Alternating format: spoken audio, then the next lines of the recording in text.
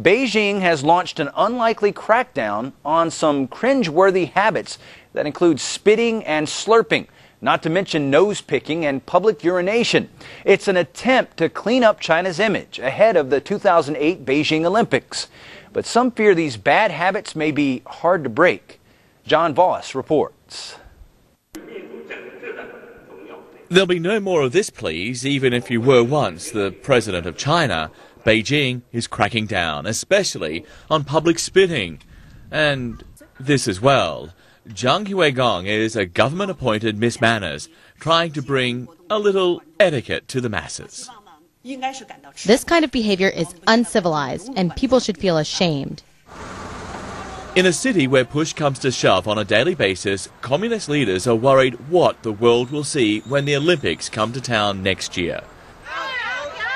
So the newly created Office for Orderly Bus Riding has sent out thousands of so-called civility supervisors.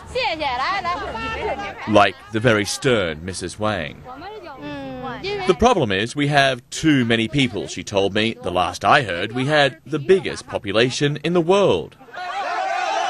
And the government has ordered better behaviour from travelling Chinese after this embarrassing crush at Hong Kong Disney last year. Not enough tickets, too many people.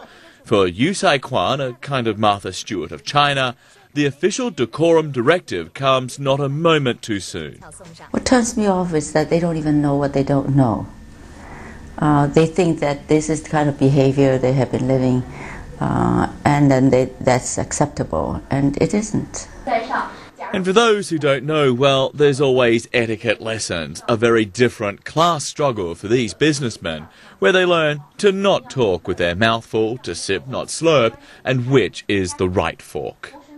City officials believe manners are getting a little better, and they know this because, true to communist form, there's a civic index, a kind of etiquette scoreboard of pushing, shoving, and public spitting, and it shows that there's still plenty of room for improvement before the Olympic Games. And so, with much fanfare, the government has launched an official campaign telling Beijingers it's glorious to be polite, because after all, you never know who might be watching. John Voss, CNN Beijing. I don't know.